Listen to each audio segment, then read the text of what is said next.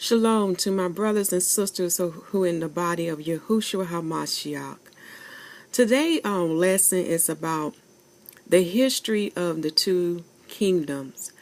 Again, there has been a great misunderstanding about who makes up the southern kingdom and the northern kingdom.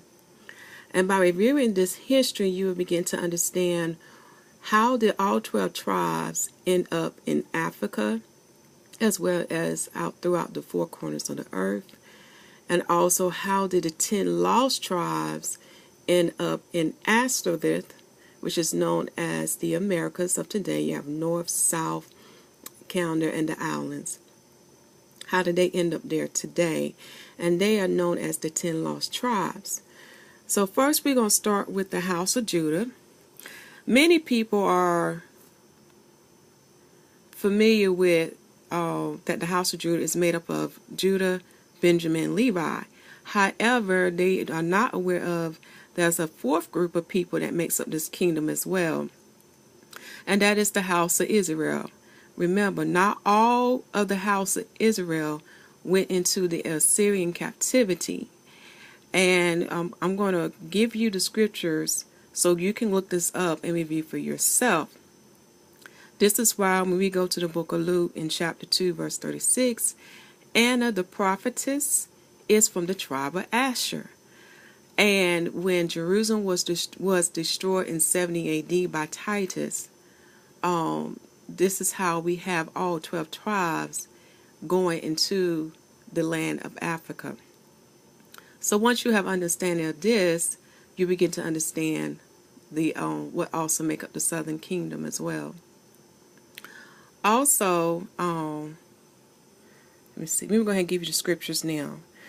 Read 1 Kings chapter 12, verse 23, 2 Kings chapter 10, 2 Chronicles chapter 10, verse 17, chapter 11, verse 3 and 13 through 17, 2 Chronicles chapter 30, verse 1 through 12, 18 and 25, Luke chapter 2, verse 36, 1 Chronicles chapter 9, and its precept is Nehemiah chapter 11, verse 1, and also read Nehemiah chapter 11, verse 3 through 6, and in Nehemiah chapter 11, those following verses that you can see in parentheses, 3, 4, 7, 10, 15, and 20 are the highlights of that chapter to prove what I'm saying. Also, from doing some more studying, I came to find out that also during the time of King Josiah, there's evidence in the scriptures to show you there was a remnant of the house of Israel there too, after the Assyrian captivity. So also read 2 Chronicles chapter 34, 35, and also read 2 Kings chapter 22 and chapter 23. Okay, now I do want to go over who was in the house of Judah so you can see more in detail, so you can have more understanding. So when you take the time out to do research on this, you can see this as well.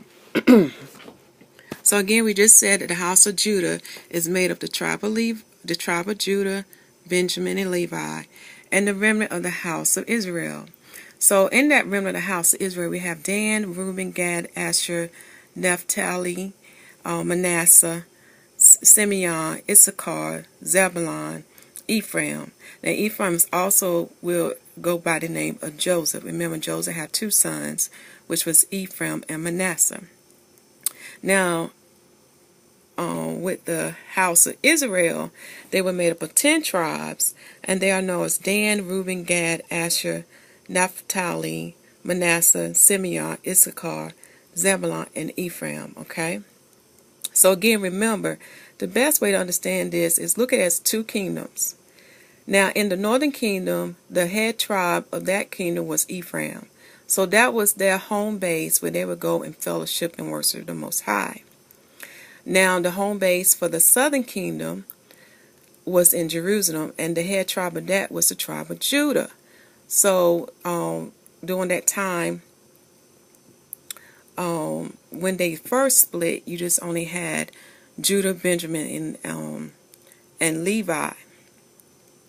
Now, to understand about Levi, they did come under the southern kingdom after the two kingdoms split, and you can find that in 2 Chronicles chapter 11, and you can read verses 13 through 17. I'm just going to read verses 13. Yeah, I'm going to read verses 13 through 16. And the priests and the Levites that were all in Israel restored to him out of all their coasts. For the Levi left their suburbs and their possessions, and came to Judah and Jerusalem. For Jeroboam and his son had cast them off from executing the priest's office unto the Most High. He ordained him priests for the high places, and for the devils, and for the calves which he had made. And after them, out of all the tribes of Israel, such as set their hearts to seek Yahuwah Elohim of Israel, came to Jerusalem to sacrifice unto the Most High of their fathers. So they strengthened the kingdom of Judah, and made Rehoboam the son of Solomon strong 3 years. For 3 years they walked in the way of David and Solomon. So, to bring you up to date now, when the southern kingdom was taken, when the northern kingdom was taken away, the only kingdom left was when the northern kingdom was taken away into the Assyrian captivity, the only kingdom left was the southern kingdom. And these are the people who made up the southern kingdom. And this is how we have still all 12 tribes being represented in the land of Israel, even when the time when Christ came. Because remember, he said he came for what? The lost sheep of the house of Israel. So he was talking about all the children of Israel. Which brings us to the topic about the Samaritans. Now, this is what Yahushua HaMashyah said. And he's the King of Kings and the High Priest. And you read Luke chapter 10, verse 25 to 37, he said the Samaritan is our neighbor too. So we know the Samaritans are Gentiles, but they have a history of claiming to be Israelites, but they are truly not. When you read the book of Maccabees, 1st and 2nd Maccabees, and the works of Josephus, and also Ben Sirah, which is also known as Ecclesiasticals, chapter 50, verse 25 to 26, you will come to find out they are known to claim to be Israelites, but are not Israelites by blood. They are converts. They are Gentiles. So Yahushua was already preaching to them in Samaria when you read that chapter. So therefore there is proof that Gentiles can receive salvation too. Now they received salvation once Yahushua HaMashyah was crucified, and once also the Gentiles refused it. And because the Israelite refused it, this is why the Gentiles came in. It's because of what we did, again, my people. We opened the door so others can receive salvation too. Go back and reread the gospel and the rest of the books in the New Testament. Now, Christ told us that the Samaritans, who are Gentiles, are our neighbors. That's something to think about, because there's been a great debate about the Gentiles receiving salvation. Again, there had been a big misunderstanding what salvation is. Salvation is believing in the gospel of Yahushua HaMashyah. And once you believe in him, you will be baptized in his names, and you will also take a hold to the covenant. You will learn how to keep the commandment, and have understanding of the word under the guidance of the Holy Spirit.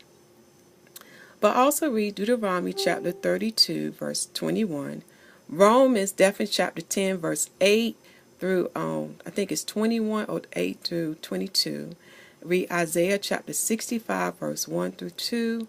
And also Isaiah chapter 56. And the book of Ezekiel chapter 46. Because the strangers who come in now, the Most High have a special reward for you. You will also receive an inheritance in the land of Israel. So read Ezekiel chapter 46. Now, there is a such thing of divine holy order. I want to make this clear.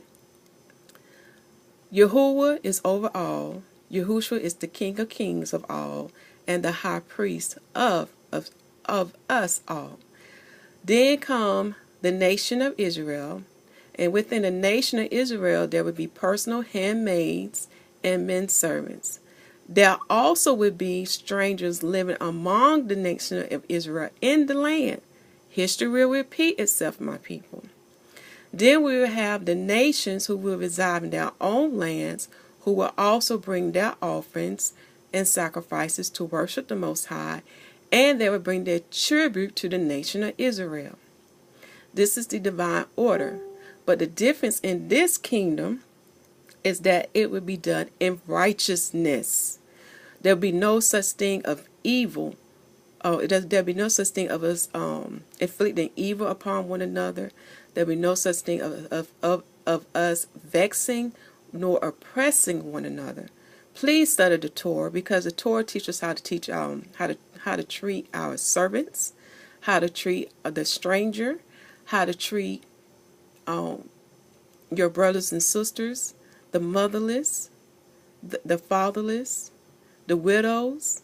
I mean, once you understand Torah, do you understand why Christ told us, do not do evil for evil, but do good to evil? Because evil is trying to find a way for you to lose your place in the kingdom. It is written in the word, no unrighteousness will inherit the kingdom. So we have to do what is right according to the word. Also read John chapter 4, because that would prove that the Samaritan woman who claimed to be an Israelite, well, you know about them, they were claiming. But when Antiochus came on the scene, you got to read it, my people, in the book of Josephus. When Antiochus came on the scene, they quickly let him know they were not true Israelites, that they were truly Gentiles. Well, this will end this history lesson, and thank you for taking the time to listen. Shalom.